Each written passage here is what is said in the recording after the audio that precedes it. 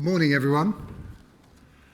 I arrived here chased by a flashing blue light of an ambulance on the side of which was inscribed the words Advanced Trauma Unit.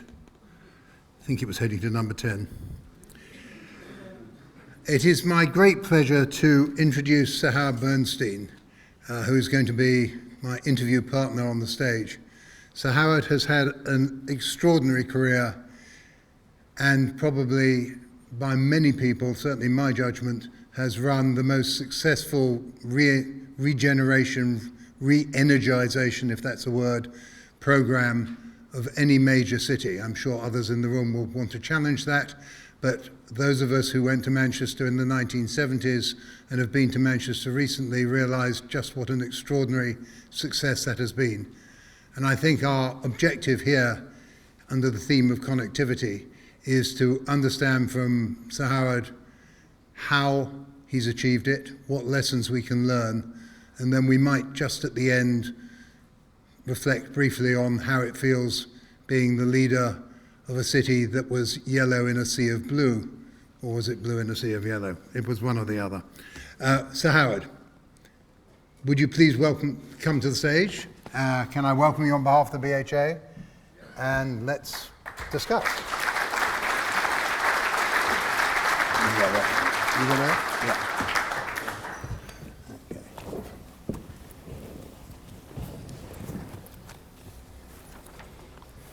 Okay. Can I perhaps start with a simple question, which is, what was the turning point? What suddenly changed the momentum in Manchester from being a city that was very proud of, justifiably, its past, into one that is so clearly focused on the future? I think it was the early to mid-80s when I think it became absolutely clear to the leadership, my generation, who was associated with Manchester at that time, that, as you say, our past, which was revered, at the same time had not particularly served us well in how we adapted to the changes in globalisation and what that meant for the economy of the city. And we went through a process of review, working out that if we were going to become a very, very strong focus for investment and economic growth, then we really needed to rethink how we were going to widen, deepen our business base and create a platform for investment and growth in the future. And from that moment on, there was a whole range of different things, starting with looking at what sort of plan, what sort of strategy we should be promoting, how we were going to address the assets which we had within Manchester, particularly our universities. That review actually led us to amalgamate two universities, UMIST and Manchester, at the time, which was quite a big move for us to make. How we were going to continue to invest in our airport, how we were going to create the platform, not just around commercial and professional services, but how we were going to create a destination city. So we invested very, very heavily in culture and sports facilities and placed them at the heart of our regeneration programme. Science and innovation is something which we've been driving for the last decade or more. So overall, it's been a pretty fundamental reassessment of what the role of the city should be, not just within the north of England and the UK, but within that global market. On the world stage. You use the word we a lot. That isn't a word that's always used in tourism-related events or indeed in local government. What helped you bring the constituents, the stakeholders together? What was the point of realization that actually we are better off doing this together and we should actually fall into an aligned plan? Well, it's the fact of the matter. My leader, I've had two local government leaders in my career, both the best that anyone could ever wish to work with, certainly the best in local government.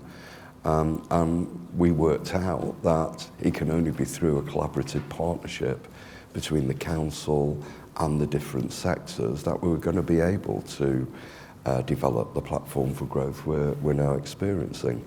And I think that's very, very important. I've never seen myself just as the Chief Executive of Manchester City Council. I've always looked at myself as trying to be the Chief Executive of Manchester, the place. How we actually therefore engage our colleagues in the tourism sector, business generally, other public service providers, is a fundamental part of what we do on a day-by-day basis. And if I can turn particularly to the tourism sector, it is not always a commonplace that tourism fits into a strategy, even when it gets developed. Sometimes tourism's left off to one side, partly for the reasons we've talked about. Many of the players are SMEs and maybe don't have quite as much of a voice. What inspired you and your colleagues to put tourism in the central hub of this plan? If you are going to create a destination centre, then that role, that functionality has to be embraced by that wider plan. So how we make the case for investing in cultural and other visitor facilities, how we create the ecosystem which supports the development and utilisation of those facilities, how we create the infrastructure, the platform for an integrated marketing approach locally, regionally and internationally has been a fundamental part of our strategy since the mid-1980s. I think we were one of the first places to create a destination marketing organisation, Marketing Manchester, which I know is very well known. Some people in this room played a full and active part in helping to shape and develop that strategy, and others places have followed suit. My experience was founded in spending time in Barcelona in the late 80s, looking at how they were redeveloping their city on the back of an Olympic Games in 1992, working with the mayor of Barcelona at that time. We had ambitions to become an Olympic city, never quite made that, but certainly in the context of delivering the Commonwealth Games, a lot of those formative experiences which I gained, not just about how you build, how you invest, how you actually provide leadership for a place, but also if you wanted to become a destination city, you had to pursue an integrated approach for how you drive the sorts of outcomes I've discussed earlier. And if you look at Manchester core, Greater Manchester, and then the rest of the north, one of the interesting contrasts is it is often said that the rest of Britain is jealous, envious, or upset about the strength of London. How do you deal with making sure that Manchester is perceived as delivering value, as I think you are seeking to do, for the whole of the north and not just for the residents of Manchester?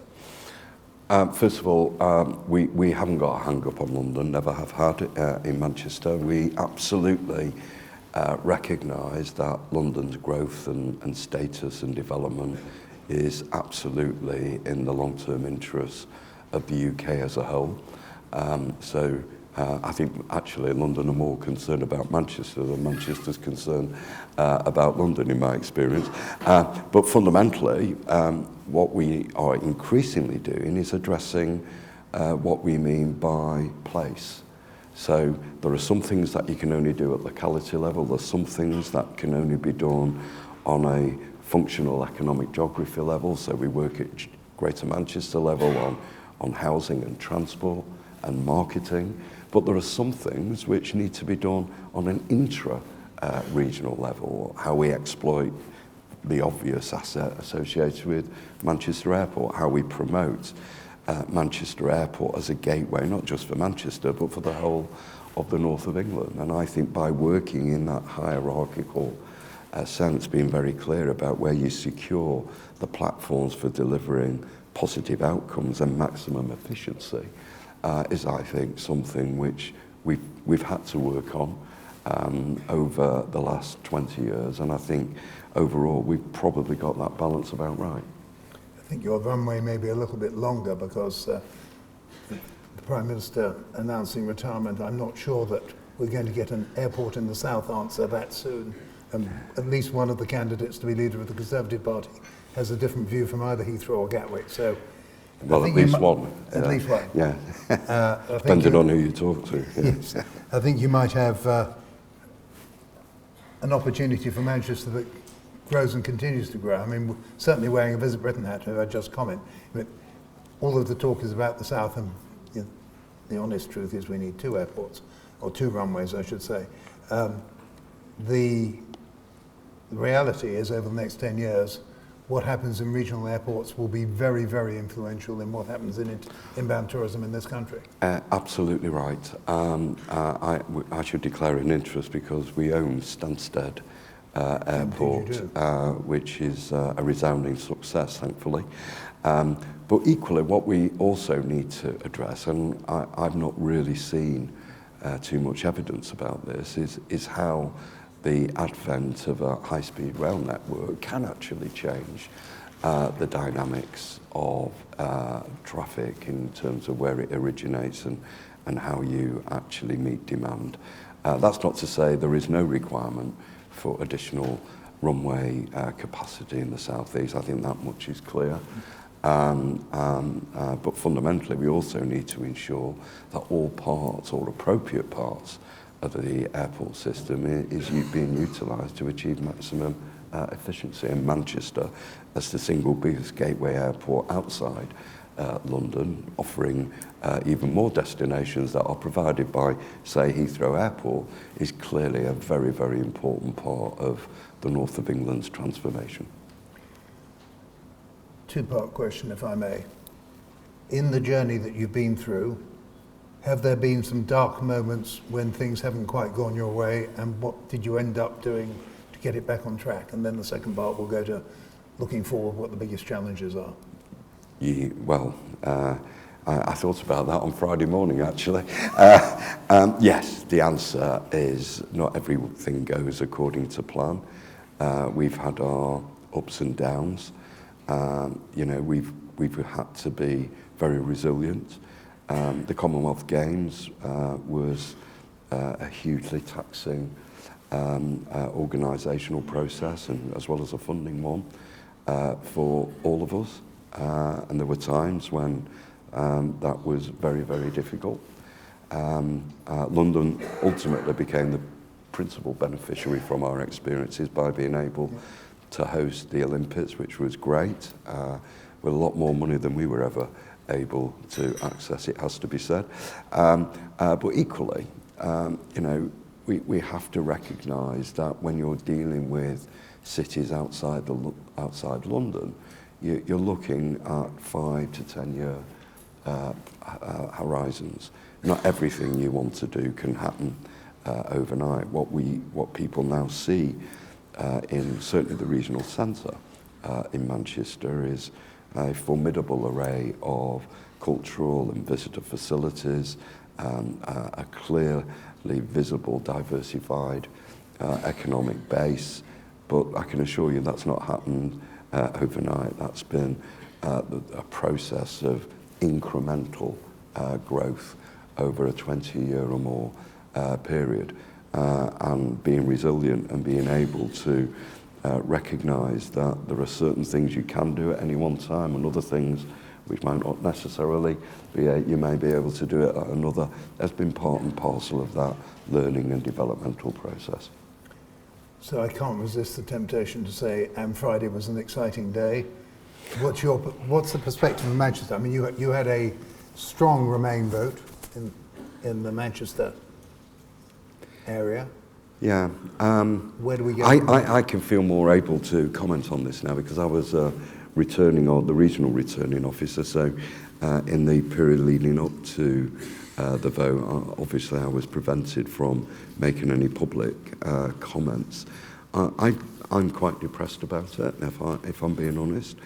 I think we're now in a period of economic uncertainty, and what we've got to do is be bold. We've got to communicate the message that we're all still open for business. We're still looking in every conceivable way in continuing to internationalise our activities. I think there's a very strong temptation to retreat into some degree of inward-looking circumspection. I don't think we should be doing that at all. I think business, to some extent, people like me and my leader have got a real obligation, certainly in our local places, to actually continue to articulate a very, very strong message. And that not only are we open for business, but that we are part of the answer of how we ensure that people who live in different parts of the north of England are able to access the benefits of that success. And that's what people like me will continue to do going forward. We heard from Nick earlier that the currency is somewhat in our advantage, at least in the short term, but there was a concern about staffing. One of the issues that I think, wearing my VB hat, I agree with Nick, but one of the issues I'm concerned about is that internationally, particularly in Europe, there was a fair amount of grumpiness, I think that is the polite description, about the fact that we were having a Brexit vote at all. And we now have declared our hand. Do you have any thoughts about how we can reach out and remind people, particularly in Europe, that they are indeed welcome and that this was a vote about governance, not a vote about hospitality? I think it's how we behave, and I think over the next 3, 4, 6 months, I think it's going to be very, very important that not only do we behave on the international stage, and big question is for our politicians, I guess, in a business-like way, but also that the way in which the industry performs is open, embracing, and I think that's going to be very, very important.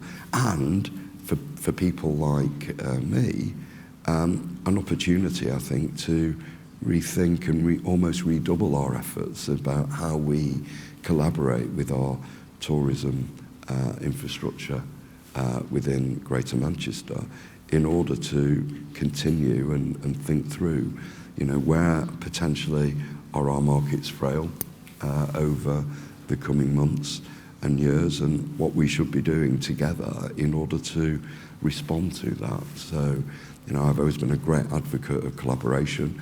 I think there's been many in the industry that I've always seen, he wants to spend my money.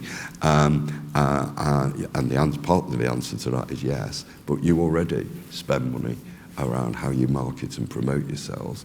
Our line, I think, should be, we spend money too, and it would be much better to think strategically about how we secure better value by aligning our programs, and I think that's going to become an increasing priority over the coming months as I said, we address perhaps some of the frailties in our markets which we need to address. Just to warn the audience, in about a minute or so we're going to invite you to have some questions for Sir Howard, so prepare yourself for those if you would. Can I ask you, as the last sort of formal question from me, if you were mentoring another region or city who said, actually, we'd like to plagiarise many of the great things that Manchester has done, what's important? What would your advice be? What are the 3 or 4 things they've absolutely got to do to get the best out of their region or city? Well, they've got to work very hard. I think that's the obvious first point that comes to mind. I think they've got to be clear about what sort of place they want to create, and that sounds very easy, but it isn't, because it has to be a market-facing vision. It has to be something that's evidenced. It has to be something which business investors need to respect. So it has to be real. And at the same time, you've got to be a collaborative leader. You've got to be able to work, as I've said, right across different sectors, encourage, empower leaders in other sectors to get on and do their bit and take forward programs and initiatives which are a fundamental part of that overall strategic framework. And I think we've done that reasonably well in Manchester over the years. Increasingly, it's a process which now extends, not just now in Greater Manchester, but colleagues in other parts of the north of England, in order to drive the connectivity all of us require to support rebalancing and economic growth. We've got to see a lot more investment in our transport system. That's going to be an increasing influence on Manchester's continued growth, about how our 7 to 8 million people in our catchment area can actually access Manchester more efficiently and effectively. So you've seen us work right across the north of England in an unprecedented way over the last 12 months. You've seen all the local authorities, all the business leaders in the north of England agree for the first time clear investment priorities about how we wish to see our strategic transport network developed. Transport for the North is now set up precisely to oversee the delivery of those strategic priorities. One of my concerns is that whilst we are contemplating our navals and doing all the things we have to do over the next 12 months or so, we don't lose sight of those absolutely fundamental strategic investment priorities, which are important not just for the growth and development of places outside the north of England. I suggest also they're absolutely fundamental to your sector and industry as well. Perfect. Can we have a little light and so we can see the people out there who might want to ask a question? And have we got some questions? Goodness me, you can't all be asleep. I think you convinced them. I can see. Anybody want Sir Howard as leader of their local government? No more questions? No? Well, I'll ask you a couple of others then. Northern Powerhouse. How does that affect you and how does it affect the North? And is it something more than political chat? Well, I certainly hope so. It needs to be. I think whatever you call it, Northern Powerhouse or whatever, it's fundamentally no different than what political leadership and business leadership in different parts of the north of England have been arguing for many, many years, which is if we are going to rebalance our national economy, which again is not at the expense of London, but more particularly if we're going to create and drive new engines of economic growth, then we need to focus on those places, particularly in priorities where transport skills is concerned. Science is another big opportunity for us, as is culture and creative industries. Those are absolutely essential to drive the growth of places like Manchester in the future. So we are now hard at work and have been for 12 months working with government in order to put real flesh on the bones of that strategy. And again, one of the most important requirements for us over the coming months is to ensure that the focus which has been given to the Northern Powerhouse strategy is not lost in the way in which policy is developed and implemented over the next few years. You look at other places in Europe, in the Far East, you see similar initiatives being driven. In Holland in particular, you see four great cities, Utrecht, Rotterdam, Amsterdam, The Hague, all working together in similar ways. You see it also in Scandinavia, and you see it in China.